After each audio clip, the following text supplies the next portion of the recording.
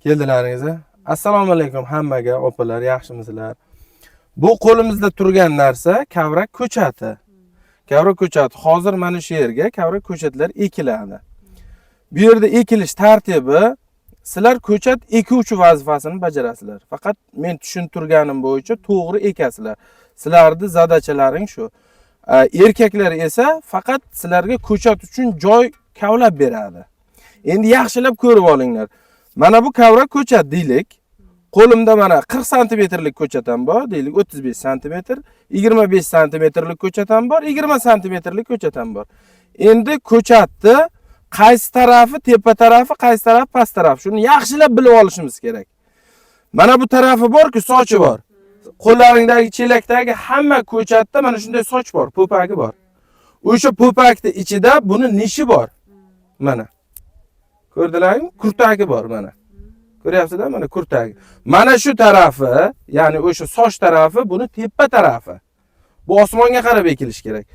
Mana bu tomir tarafi esa bu pastga kirish kerak. Tushunlaringmi? Pastga kirish kerak. Endi buni to'g'ri ekish, mana shu soch 2 sm, 3 sm pastga kirish kerak, yerning ichiga kirish kerak. Tushundilaringmi? Yerning ichiga. Agar yerni betida soch mana bunday ko'rinib qoladigan bo'lsa, bu xato ekilgan. Sababi yer puluk bo'lgan, haydalgan, ertaga jala, yomg'ir, qor yog'adi-ku, yer cho'kib ketadi 2-3 santimetrga. Cho'kib ketgandan keyin ko'chat mana bunday chiqib qoladi. Bunday ko'chat chiqib qolgandan keyin uni sovuq uradi. Buni ekayotgan odamga keyin bu pateriya, yo'qotish, zarar bo'ladi. O'shaning uchun, misol uchun sizlar bir kunda 5000 ta ko'chat ekmanglar, bitta erkak, bitta ayol. 3000 ta yoki 2500 ta sifatli qilib ekib berishlaring kerak. Tushundilaringmi? Buni sifatli qilib ekishda o'sha men aytganimda 2 sm, 3 sm sochini yerga kirgizib, tikka holatda 4 tarafga ham yotqizmasdan faqat tikka holatga ekasizlar. Agar yotqizib qo'yadigan bo'lsalaring, bu ertaga mana kattarib ketgandan keyin, lavlagidek kattarib ketgandan keyin qiyshayib o'sib kattaradi. Kesgandan keyin shirasi pastga oqib ketadi. O'shaning uchun sizlar faqat hozir mana shu sochini 2 sm kirgizib tekis ekib berishlaring kerak. Bu srochni ekilish kerak emas. Boya aytdim. Bir kunga 2500 teksalaring ham, 2000 teksalaring ham faqat ekadigan narsalaring sifatli bo'lsin.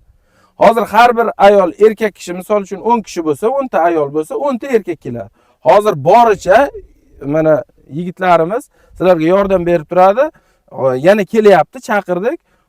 Ayollar bir-birlaring bilan kelishib ishlayverasizlar. Hozir men buni ekishni ko'rsataman. Yaxshilab ko'rib olib, shunga qarab ekasizlar. Shtikavoyni bering. Ana shu shtikavoyni olib keling. Shtikavoyni mana qarang. Ekilishda tartibi, misol uchun bitta mana bu yerda ekildi deylik. Shundan 20 sm o'lchaysiz, yonidan ekasiz. Buni ekdingiz, yana 20 ketadi, yonidan ekasiz. Bu mana har bir ayolning naparniga mana shu erkak kishi shtikavoy bilan qozib sizga beradi. Siz faqat to'g'ri ekib berasiz bizga. Siz shtikavoy tiqing mana bu yerga. Bundan ekamizmi? Qaysidan? Bundan eksak, bu ekmasak bundan ekamiz. Mayli. Men sizga ko'rsatib beraman. Ko'chatni ushlab turing, hozir so'rayman, berasiz. Qarang. Siz yersal qattiq ekan. Shtikavoyni urasiz-ku. Yerga urdingiz, a? Mana urdingiz. Urganingizdan keyin sherigingiz ko'chatni olib keladi. Siz urasiz-u, sal yerni mana bunday ochasiz. Yerni ochganingizdan keyin mana shtikavoyni kirgan joyidan ko'chat kirishiga joy paydo bo'ladi. Menga bering. Ko'chat xohlaganda qilib ushlaysizlar, faqat yerga zo'rlik qilib bosmaysizlar. Agar bossalaring sinib ketadi. Tushunlaringmi? Shtikavoyni orqasidan joy ochiladi. Orqasidan joy ochilganda birinchi qiladigan ishlaring mana yon bo'lib turibdi-ku. Birinchi oldini emas, shtikavoy tortganda. Torting shtikavoyni, so'ring. Oldini emas, mana ushlab turib, qo'llaringni qo'yib yubormasdan orqasini birinchi ko'masizlar. Nimagaki, oldini ko'msalaring, bu keyin birdaniga yotib qoladi ko'chat. Tushundingizmi? Keyin yana bitta narsa bo'ladi. Agar ko'chat yer qattiq bo'lib qolsa, shtikavoy kirmasa, qo'llaringda ko'chatlar har turli. Katta kichik. Shtikavoy yaxshi kirgan joyiga uzunroq ko'chatni ekansiz, qisqaroq kirgan joyiga, kalta kirgan joyiga kaltaroq ko'chat ekansiz. Faqat maqsad mana shu sochi osmonga qarab turish kerak. Keyin boya tushuntirdim mana orqasini birinchi to'ldirasizlar. Tushunlaring-a? Siz boyagidek yana uring-ku. Tikka urasiz, chuqurroq urib, ana shunday ko'tarasiz. Ko'targan paytda mana ishtikavoyni uchini sal tuprog'ini qo'zg'atasiz mana bunday qilib. Mana shunday qilib. Tushundingizmi? O'sha payt mana qarang. Mana qarang. Shunday qo'lim kiradi, ishtikavoy tortasiz. Ishtikavoyni tortishga mana ko'chatni o'zi ishtikavoy kirgan joyiga qolib ketadi. Ko'rdingizmi? Qo'lni qo'ymasdan birinchi orqasini to'ldirasiz-ku, keyin yopib qo'yasiz. Bo'ldi, mana shu to'g'ri ekilgani mana shu. Tushundilaringiz-a? Davay, boshladik bo'lmasa. Bir qach ketaverasiz. Yaqin ketaverasiz. Yo'q, har bir agatdan boshlab ketaverasiz. Hozircha endi mana yana qo'shimcha erkak kishi keladi, keyin bitta o'tib ketaverasizlar.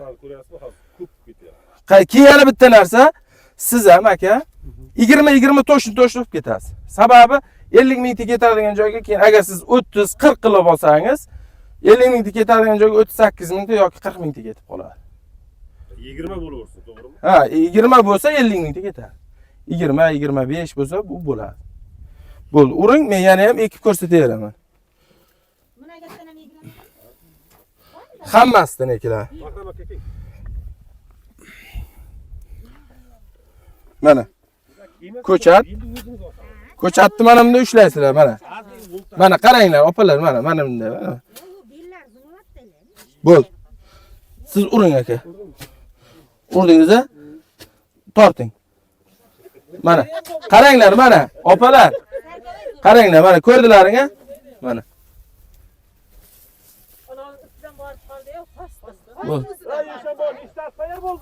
Bo'ldi. To'g'ri ekildi.